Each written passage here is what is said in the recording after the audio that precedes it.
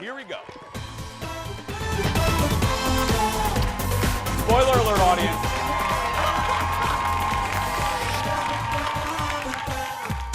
Hey, everybody. Happy day. Good morning, and welcome to another edition of the Jason Show Home Edition. Thanks for being here. Sit down, relax, put on some slippers, get in your easy chair, grab a cup of coffee, and let's hang out for about an hour. Hope you all are doing well. Hope you had a good weekend. It's Tuesday. Thanks for being here. I had a great weekend. Enjoyed the weather. Played some pull tabs. Lost a lot of money. Now I'm actually predicting this. I'm looking into the future. I'm just going to predict that I lost money. But yeah, we have a good show today. Erin Schwab is coming up, the Gadget Guy, and more. So don't go anywhere. And let's start off. I wanted to show you. I have the two dogs. I don't have kids. We don't have kids. We have two dogs, Dexter and Mr. Big. I've showed them to you over the years, and I snapped a picture. They were both on the couch in the TV room. And they had these looks of total judgment. And luckily I had my camera. Look at this. Look at their eyes. They are judging each and every one of you. And that's why I said, I'm like, boys, you look real kind of crabby. Look at Big. He's like, I am judging you. I am judging your outfit. I'm judging the way you live your life. You make me sick. Those are my boys. Speaking of pictures, last week on the show, we had this hot dish story about one of the hottest trending summer items, horse troughs. I think they were, or cow troughs. I don't know, a trough for a large animal. Anyway, people were taking these troughs and making kind of makeshift pools out of them. Well, that episode ran, and the Jason Show Facebook page got a couple messages from people. Hi, guys, sharing their pictures of their trough pools. Look at this. Look at this family. Now, see, now this is a family that knows how to have fun. Please invite me over. I'll bring some barbecue. I'll bring some biscuits. I'll bring some daiquiris. Heck, I'll even bring my entire Jimmy Buffett Margaritaville margarita machine. So this was another one, and then here we go. Look at that. That is spectacular. Hey, when I was a kid, I had to beg my mom and my dad to get an above ground pool. We finally got one, but eventually, but I would have loved that. Just pull the trough. I'm a kid. I don't care. I need water, just water and some place to hold it. That's all kids need. I love that. Thanks for your photographs, everybody. Photographs. What is this? 1954. Thank you for the photographs. Thank you for the pictures. We greatly appreciate it. Okay, let's get started, everybody. It is time for the hot dish. Now, speaking of the dogs, I think they took my spoon, so I don't know where it is. So we're just going to have to live without it. First up, oh my goodness. So we're taping this, obviously, and we're not live. And as we're getting ready to tape, I got an alert from the CNN or People Magazine or something that Kelly Clarkson just announced that she is divorcing her husband, Brandon. I think that's his name, Brandon, of 7 years, after 7 years. I don't know if we know at this point why, but that is shocking to me. They seemed really happy, but you never know what goes on in somebody else's house. But this is, I just really made me sad because I love her. Yeah. And correct me if I'm wrong, but isn't he Reba McEntire's son? Isn't he? I don't know. Y'all will let me know. But I think, yeah, because she's related to Reba. Anyway, so Kelly, we love you. And girl, I'm telling you, the quarantine has been rough for people. The divorce rate's going up. It's really sad to me. It really, really is sad. Okay, let's turn this bus around. Let's go on to happy news, but let's actually stay in the country music zone. Also, as we were taping this, Garth Brooks made a fun announcement. He went on the GMA with Robin Roberts and said he is going on, we can't do real concerts right now in the COVID, the pandemic. So he is doing a 300 drive-in movie theater tour. That's right. Here he is on Ellen a couple years ago. He announced that he is going to do a concert and send it to 300 drive-in movie theaters for one night only. It's kind of like when you see those, what is it? Those big events like when they have the Met Opera I can't think of what the event company is called. But anyway, this is going to be screened at 300 drive-in movie theaters around the country. And my initial thought was, this is great, but I didn't know that there were still 300 movie theaters. Who knew that? But I'm glad. I love a drive-in. And the pandemic has been good for drive-in theaters because that's all we can do. That and swim in a trough like these good people. Anyway, I got to say, I never went to a Garth Brooks show. I know. I went to last year's at the US Bank Stadium about a year ago. He puts on a great show. Look, I still have qualms about the sound in US Bank Stadium. I think it's beautiful, but whatever. Put up some more sound panels. But anyway, but he really does. I now get what you all say. He is a showman. And remember, he was on our show, and he's up there as one of my favorite satellite interviews ever. It's really hard to do satellite interviews and get any type of personality out of the performer. But Garth was so good. Okay, now let's move on to some gross news. This broke last week. Bravo and the production company behind Vanderpump Rules fired several people, 4 people on the show. Stacey, Kristen are out after they admitted to calling the police on a black co-star back in 2018. They have since apologized. Meanwhile, old racist tweets from newbies Max and Brett surfaced, and those 2 are out as well. Lisa Vanderpump, because this is her whole shebang, she got on social media and said that she is saddened by her co-star's lack of judgment. Now, obviously, like I said, this broke last week. The reason I'm bringing it up now is because my feeling was, I think this is just kind of the beginning. I think this is kind of a reckoning, similar to as far as people losing their jobs, people coming face to face with their own demons, sort of like in the Me Too movement. Matt Lauer, Charlie Rose. There are some parallels there. And I also am bringing this up because, Andy Cohen went on his Sirius radio show and said he's had conversations with Candy Burris, who's also in the Bravo universe. And he was made aware of a tweet from Nene Leakes, also in Bravo. Nene said, okay, I'm paraphrasing, we need to have more conversations. So I don't know if there are more firings to come.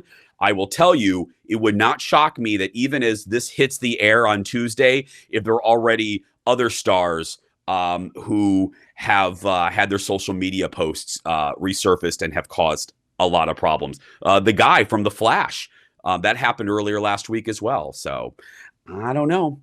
I do know you can't be tweeting stuff like that, and you shouldn't really even have that. And you shouldn't have that in your heart.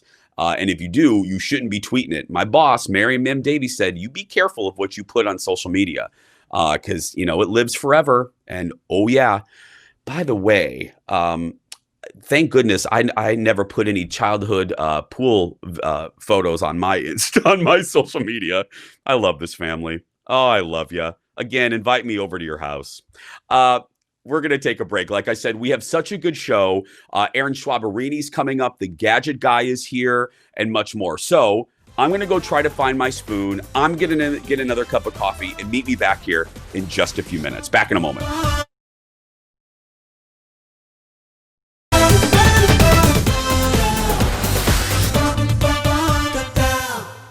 Welcome back. Over the last few months with these home editions, we've been catching up with a lot of the Jason Show friends, Erin Schwab, Miss Shannon, and now we're catching up with one of the most popular. We have Mr., and I know you have too, I know my mother has, from Lemons, Lavender, and Laundry, our dear friend Erin Meyer. Hi, Erin. Hello. It's so good to see you.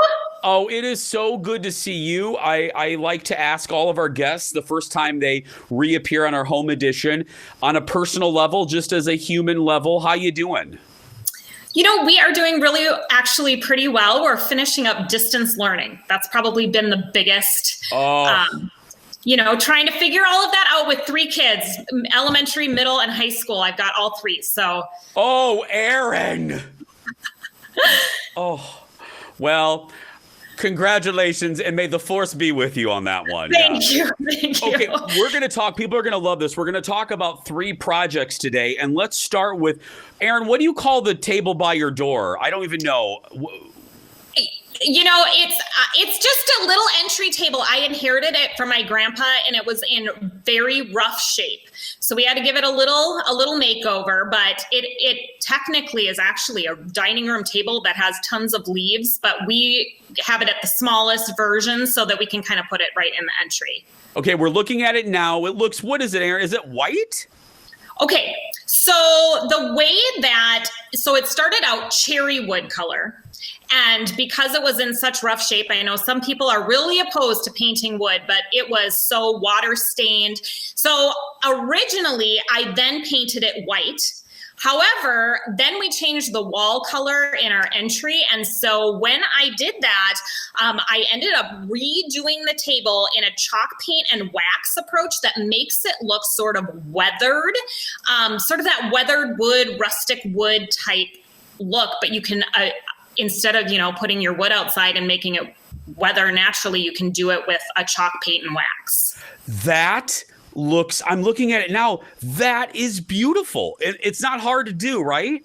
No. So the awesome thing about chalk paint is there's not a lot of prep work that you have to do. You just need to make sure that the piece of furniture, whatever you're painting, is clean. You don't want any dust particles or anything, but chalk paint doesn't require any sanding or primer or anything like that. So you can just apply that. And then the cool thing about chalk paint is then you seal it with a wax. If you love the color of the chalk paint as is, perfect. You can just do a clear wax over it.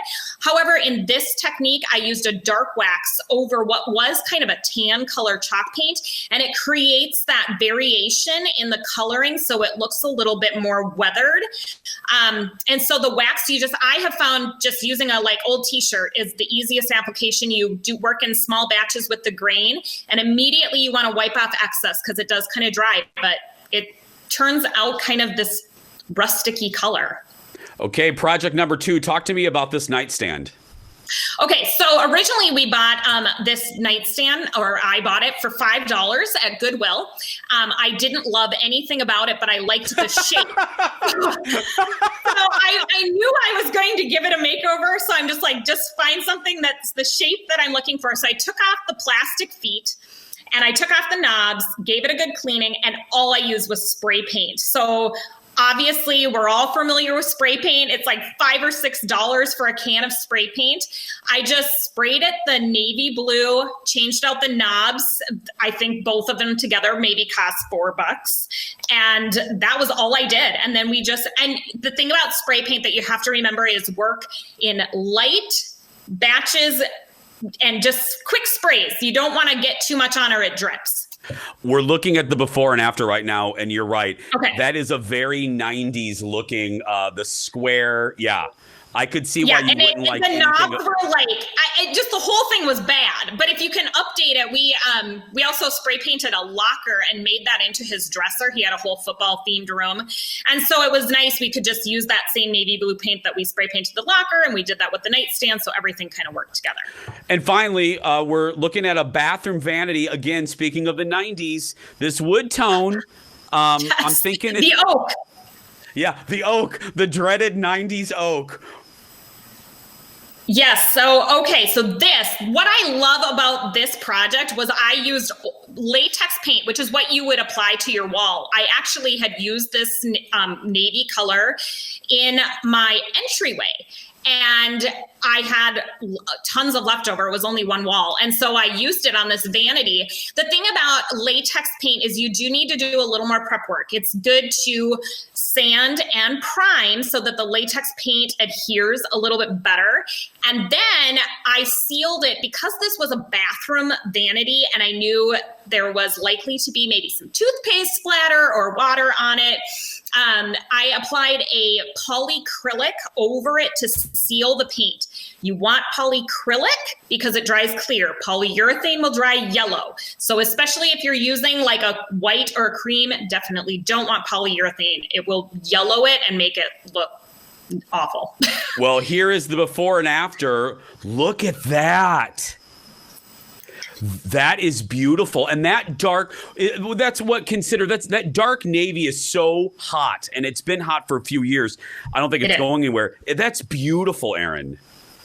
And it's just a nice, what's great about latex paint too, is that you can find it in a variety of color. I mean, it's like every shade of every color out there you can find. And a lot of people have this just sitting in their basement or something left over from wall paint. So that's all it was just wall paint on the vanity. So I would imagine again, you're teaching 3 different tiers of children while doing your own stuff, while living your own life, but I can imagine this also probably has been great for projects like this.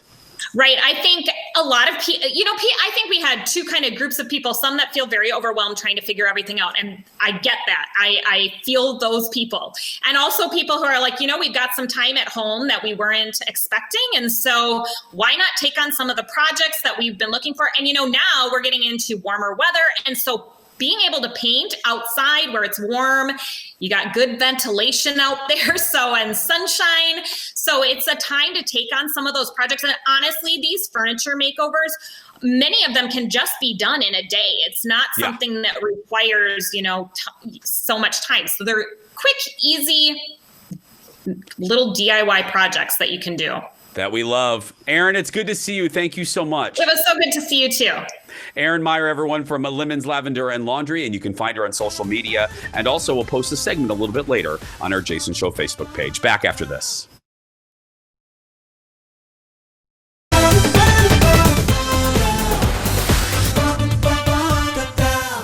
Welcome back to the Jason Show Home Edition. It is time for one of my favorite segments, and I think you enjoy too, because we all need a respite. It's time for Jason's non-negative news. Insert rainbow and twinkly music.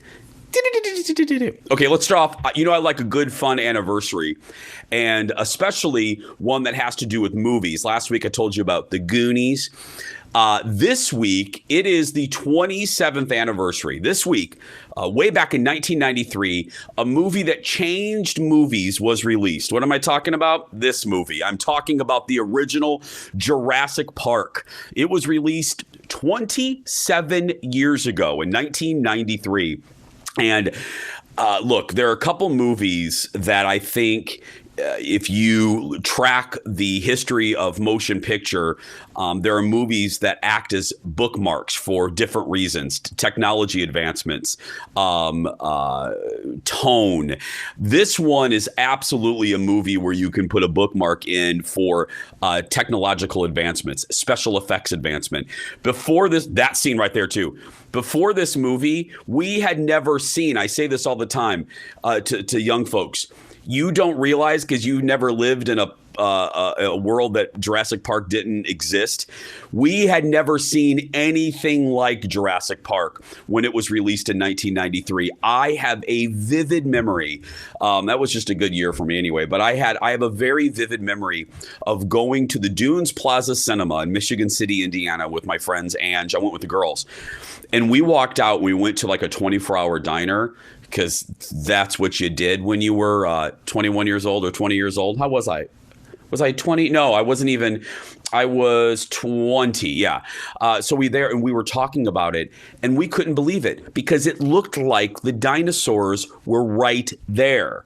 It's hard to imagine again because now special effects are a dime a dozen, but happy anniversary, Jurassic Park. Another piece of good news, let me just show you right there. Disneyland in Anaheim has announced that they are opening. This is a surprise for all of us that watch the amusement park industry because this kind of came real quick. We thought Disney World in Orlando was going to open for a few weeks and then Disneyland, but nope. So here are the dates. The downtown Disney district, which if you guys don't know, that's kind of the shopping and entertainment area, that opens July 9th, followed by Disneyland Park and Disney California Adventure on July 17th. And then 2 of the hotels on their property, the Grand Californian and Disney's Paradise Pier will open on July 23rd. It's interesting. There's one more hotel that's on Disney property called the Disneyland Hotel. That is not listed. No word yet, though, on when you can start buying tickets for either Land or World. Guys, we're going to take a break. Stay right there. Much more show when we return.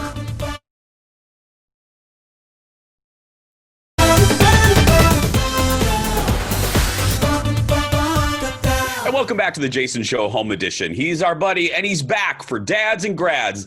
It's the Gadget Guy, Steve Greenberg, joining us from, well, not so beautiful Florida. I'm kidding. It's beautiful. It's beautiful.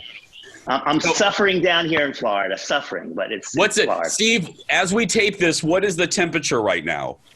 82 degrees and puffy clouds going by. Maybe then I'll take you outside and show you. It's beautiful. Yeah, let's end with that. It'll give us something to aspire to. So this is Dads and Grads, right, my friend? Right. So first up, dads love security and they also love gadgets. They're dadgets. So this is right over here. Check this out. This is from a company called Hoop Home, and these are called Hoop Cams. This is a little Hoop Cam right here, and this is the Hoop Cam Plus. What's cool about the security camera is that you can control this little rotating head from your smartphone, so you can look around the room like I'm going to do right now. Whoop. There we go. He's turning, and he's turning around and looking all over the place. Oh, that's awesome, Steve. You can look up, you can look down, which is pretty cool. Also, this little cam is aware if you're in the house, away from the house, or on vacation. So it will change its security alerts and how sensitive it is based on that. And it does another thing that's very cool, which I'm going to show you right now. It will do a reminder. So you can sort of like a smart assistant. So it can send you reminders. So for example, Steve, take out the trash.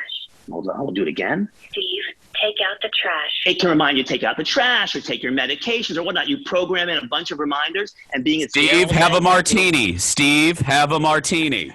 Great advice. See, I should have had you program it. You're the better smart assistant. But anyway, I'm very smart. I like that. Have a martini. That's a good reminder. I should change it from the trash to that. Very good. Next, this is called the X-Torch, and this is really cool because there are flashlights out there already. Of course, this is a very bright flashlight, but it's solar charged, which is kind of neat, so great for camping or whatnot. But it's also a big battery. So first of all, let me show you. You have this light, you have a lantern light, and then you have this little light here, which I use for you put on a nightstand for reading or an outdoor for your dining room table to kind of light it up if you're camping or whatnot. It throws some light down that way. It's, like I said, solar charged. It's a big battery, so you can use it to charge your smartphone as well. And of course, you can charge it with the sun or you can plug it in to charge it in. So it's got a lot going on for it. And it's the X-Torch, very smart. It's got a little carabiner clip right there, so you can attach it to your backpack. That's a really bright flashlight, Steve. That's real bright. Super bright, super bright. I love it. Now over here, we're all doing a lot of walking these days. So this is called the W Fan. It's a wearable fan. Let me turn it on here. And what it does, it's got these two little fans. I don't know if you can see them. Yeah. They blow nice, cool breeze right on you while you're going for a walk. So you kind of it's a day where you don't have a breeze. You're going for your walk or you're laying out by the pool or by the lakes or something. You got this nice breeze whenever you want it. It's really Steve, lightweight. You know where that would be good at? Because I love Disney World. That would be great going to the parks. Absolutely. This is a natural for the parks because, you got that sun beating down on you. There's no shade. At least you've got a breeze the whole time you're there. And I've used this a bunch of times, and I really love it. 3 different speeds, very smart. They make a little for the little ones as well. And it's a small company, but a smart company called W Fan. So check it out. Steve, do you know, I don't mean to put you on the spot, but do you know the price point of those fans?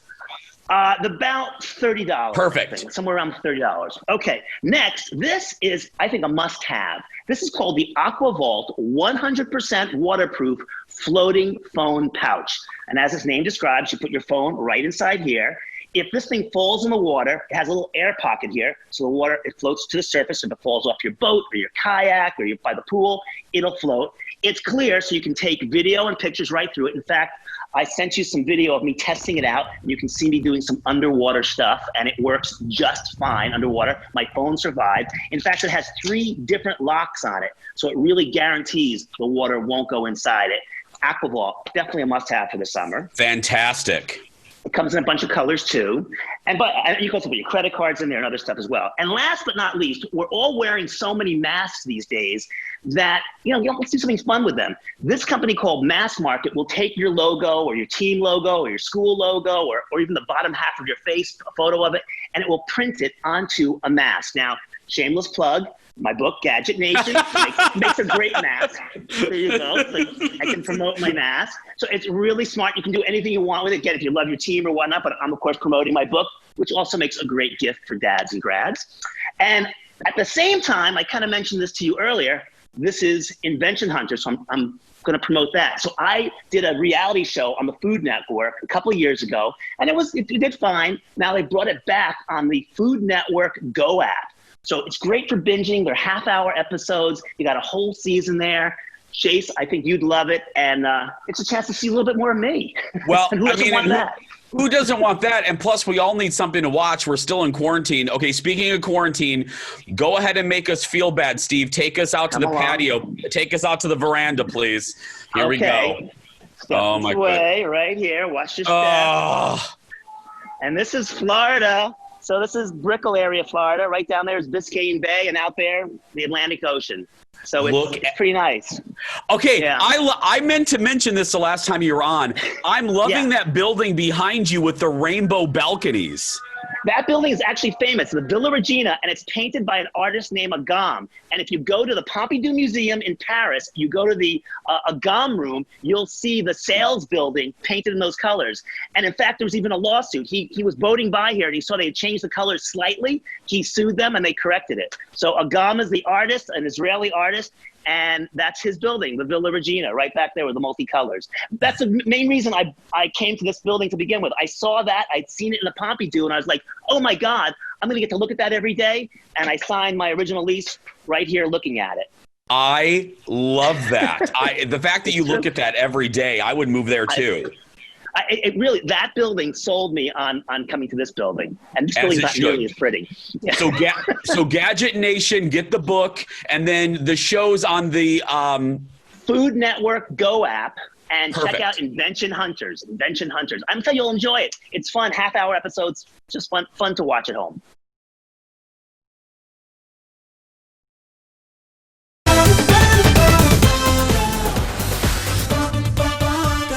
Welcome back to the Jason Show Home Edition. A little note about the interview you were just getting ready to see with our friends from the Mall of America.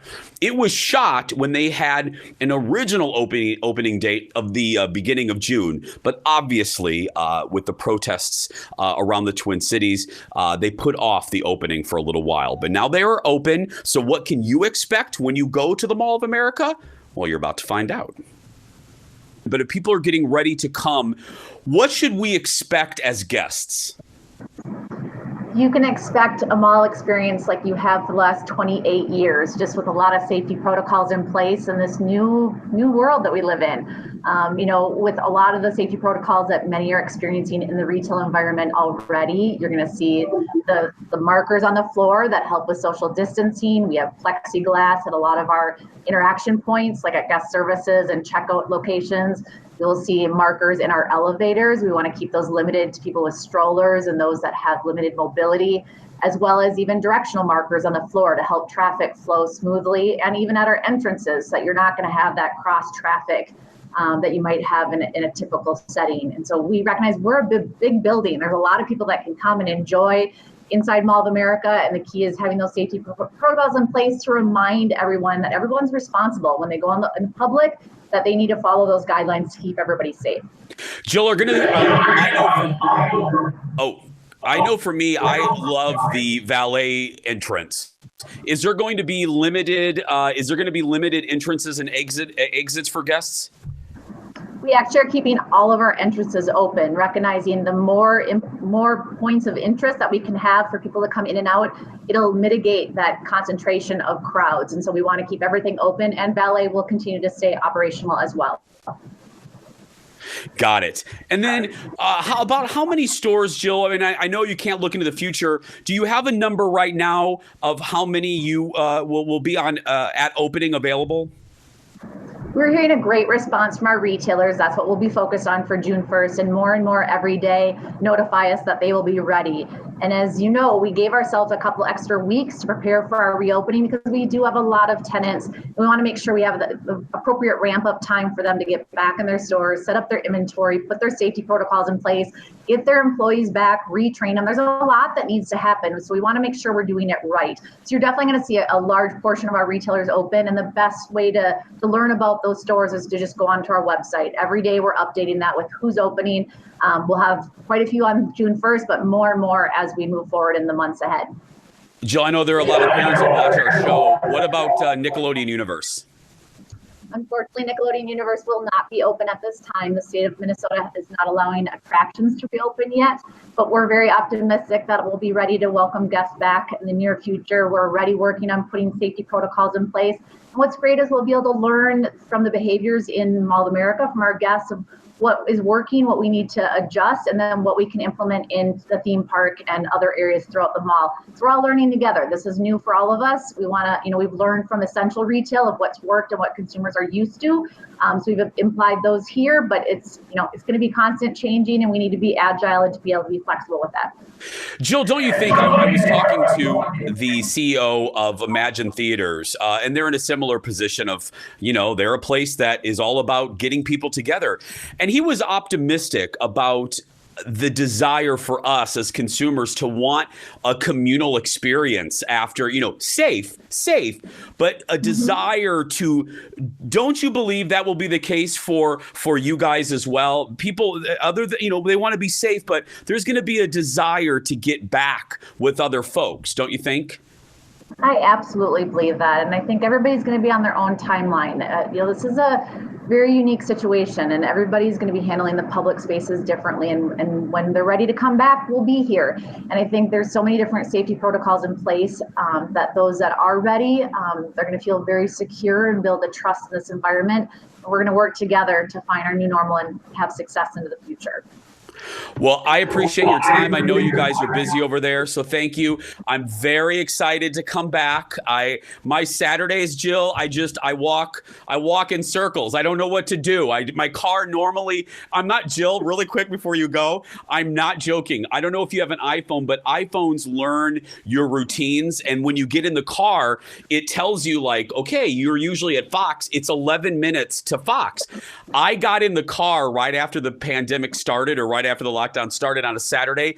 My phone said to me, it's 20 minutes to Mall of America. And I thought, wow, I'm really at Mall of America too much if my phone knows that on a Saturday I should be there. I love that. And we can't wait to have our biggest fan back at Mall of America again. Thank you, Jill, and the best to all of you, my family there at MOA. Thanks, guys. And thanks to our friends at Mall of America. And we shot that interview, obviously, when they had an original opening date of the beginning of June. But with the protests in the Twin Cities, that was delayed. But they are open now and ready for you. Thanks to the Mall of America. We'll be right back.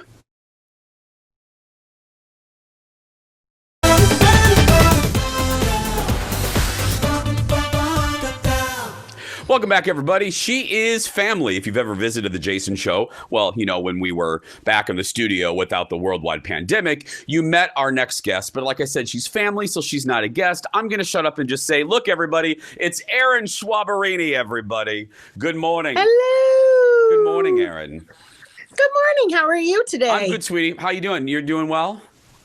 I am. Well, you know what I thought today? I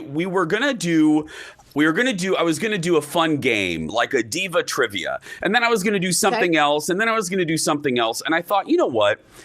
These are our quarantine shows. And what I've loved about them is the fact that we can just have nice conversations. So you know what, Erin Schwab?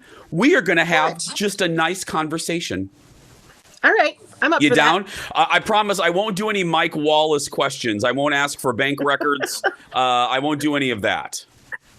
If you want to get deep, I'm all perfect. In. It's been a deep delving last week or so, right? Hasn't it? Just in life. So I'm very open right now. Yeah. So just to have at it. Well, and you're approaching a birthday, so this is actually perfect. So let me ask you, you've mentioned this briefly. Who were your inspirations? Who got you to be Erin Schwab, the Bette Midler of the Twin Cities? Like, who did I listen to? Yeah. Who did I watch? That sort of thing? Because like for me, you know this, like I watched Carson and Letterman and, that's where my love of TV started from. Where did your love of theater start? My love of theater started listening we listened to tons of musical theater albums in my house. And so we cleaned every Saturday morning listening to musical theater albums. And my parents loved musical theater. And we had lots of they would still show musical theater on television, like on the Sunday night, or they always have The Wizard of Oz on at one time of year, or Sound of Music on at some time of year. And I remember I have videotapes at our house of Sound of Music recorded with the commercials and Wizard of Oz recorded with the commercials, Cabaret. So it was, I think Judy Garland was probably the first. I've told this story before, I think, not maybe to you, but it's I remember watching The Wizard of Oz as a young person and not watching it like I was watching Dorothy in The Wizard of Oz. I was watching me in The Wizard of Oz. And I feel like I connected. When I watched her, I felt like that was who I should be, or that's where I saw myself. So does that make sense? It does. So you were putting yourself, you were performing kind of in your mind, you were performing The Wizard of Oz as you were watching him. And am I hearing you right? Yeah, or watching it through the lens of, and I think that was also, I was early on so, I was so surrounded by people telling stories through music and people expressing emotions through music, just because I grew up in a house. My dad was a choir director the whole time I grew up, a church choir director. So there was always music at church, and I was always at church when they were at church, or there was music on, so many different kinds of music on at our house. And so folk music was a huge inspiration for me. Really? And I did not know that. Folk huge. music was huge for you. Mm-hmm. Peter, Paul, and Mary, and John Denver, and Judy Collins. And as I got older, so many more sort of creeped in. Barry Manilow, Bette Midler, Judy Garland, Liza Minnelli, Barbra Streisand. We had Barbra Streisand on all the time at the house. Yeah. Did you always, because Erin, you've heard me say this to the audience, I never wavered with what I wanted to do. I always kind of knew. I'm not overly religious, but I kind of believe in. Was that you too? Did you kind of always know what you wanted to do? Yes. I never had a backup plan. Yeah, yes. Really? It was sort of, and I think part of it is because I just was inherently, that's what I felt I should do. And part of it is I think I was supported in doing that really, really well. And I had lots of teachers and my parents and people who helped support me doing those things and training, and it was great. And there was always a sense of joy about it. It wasn't work. It wasn't anything but, knowing that there was a direction I was supposed to go. And I felt like there was a big hand sort of just pushing me in that right direction, even in leading me to the people who were going to help me do everything I was going to do. I was so mentored by such incredible people that you can't look at that and not feel like it was such a gift to be placed in the right place, in the right hands, at the right times. Do you see that, Erin? People that watch the show will remember the Annie Junior package that you and I did right before the pandemic. Yeah. When you work with a lot of youth, you work with a lot of theater kids. Erin, do you see that? Do you see that twinkle? Do you see that spark in some kids' eyes that you work with, that they're a little Erin Schwab? Absolutely. Yeah. Or a little, it's more about there being this sense of joy or fire underneath something where you can just tell if they can't do it, they're going to come out of their skin. If they can't do it, they're going to explode. Yeah.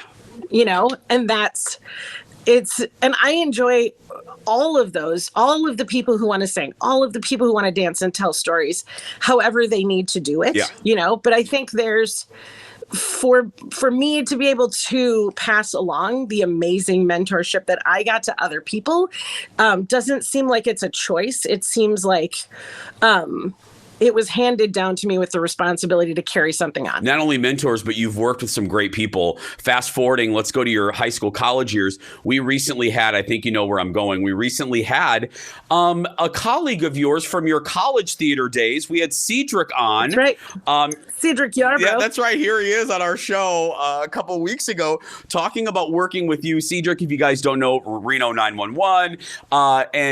And he talked about working with you and Melissa Peterman, and he talked about working with you doing Oklahoma. Like, That's right. Is there video, first of all, of that performance somewhere, Erin? I bet we could find some archive video of that. I bet if I sent something to Mike Lagerquist from Mankato, I bet we could probably find some sort of archival video of that.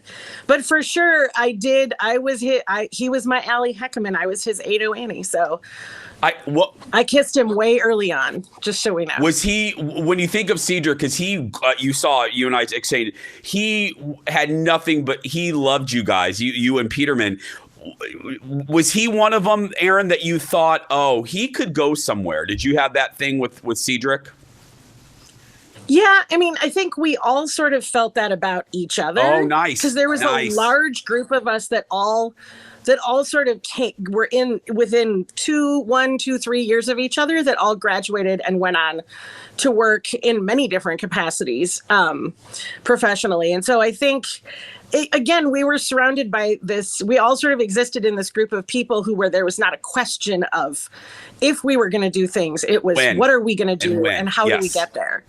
And I think, again, we had really great support and leadership there to help us connect with the people we needed to connect with to get to the place we wanted to go.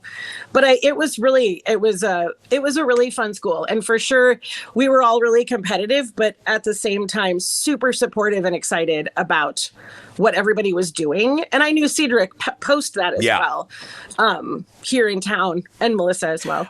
But they're both such kind people. I hope people understand that they're really kind and gracious people, as well as the rest of the people I know that went with the group sort of that we all graduated and came to Minnesota. With just every one of them, you could call and say, hey, do you know this person? Or, I need help finding whatever. And they would be right there with you and know that they could call and do the same thing with any of us. So he's great. They're great. Before we go, I'm showing video here of your, it's been a pandemic sensation, your online cabaret with Jay. What are you guys working on? This is this is Tuesday. What are you guys working on for this week? Well, we're that I usually do a show on my birthday. Both Jay and I always perform on our birthdays, or try to as close as we can, because it's the most fun way to celebrate your birthday. So it's my 49th birthday on Friday. And so I have to kick off my last year before 50 in a big way. Are you scared about, are you scared about 50, Erin? No, I'm excited. Okay, good. I think it's going to be, I think there's a lot I like it because 49, I feel like there's a lot I have to accomplish to set me up to go into 50. Yeah. I'm excited about it. So how do people go to your birthday show? You can go on, the show's on Facebook Live. You can go to my Facebook page or Jay's Facebook page. It'll go through my Facebook page. Yep. Which is just Erin Schwab, or you can follow, I usually post stuff on Instagram and Twitter as well, which is at Erin Schwab MN. And we'll show you all of where you can go to see stuff. Since it's your birthday, will there be nudity in this show? I cannot say either way. Well, we'll just leave it there. I'll let you guys. We'll just leave it there. We'll let you guys out there watching your minds wander. The great Erin Schwab, everybody. Find Erin on Facebook and take part in her birthday extravaganza. Extravaganza on Friday on Facebook. Thank you, sweetheart. We're going to take a break. We'll be back right after this.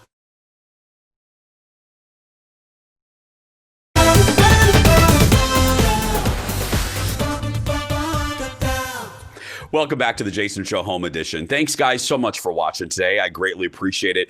Before we go, I was reading a survey of, I think epidemiologists or some professionals, some doctors were listing things that they weren't going to do for about 6 months to a year. And one of them was shaking hands. And it just brought back a memory of my buddy, the late, great Larry Hagman. There we are in 2012 when I met him. The house that we're standing in, fun fact, George W. Bush's neighbor's house. And that painting behind Larry is a painting of George Washington that's allegedly worth like $1 bazillion. But I digress. A little fun fact about Larry and why I think of him when I think of people shaking hands or not shaking hands. Larry, it turns out, was ahead of the curve. Larry Hagman famously would not shake hands. He would either give you a fist bump or he would give you an elbow bump. I don't really know when it started, but when we met him with my buddy Alexis, he gave her a little elbow bump. And if you wanted an autograph, what did he give you? He gave you a pre-signed $100 bill with JR in the middle, replacing the president. So Larry was one of a kind, and Larry, it turns out, was way ahead of the curve. Larry, you're the best, buddy. Again, if you don't know, if you need something to watch during the pandemic, you can find Alice on various streaming services for sale, including iTunes. That's going to do it for us today. Again, thank you so much for watching. And don't forget, we have brand new episodes on Tuesdays and Thursdays with best ofs on Monday, Wednesdays, and Fridays. But the show never stops on social media. Find us by searching Jason Show TV on Twitter, Instagram, and Facebook. Go out there and be yourself, everyone, because nobody can tell you you're doing it wrong. Love ya. See you soon.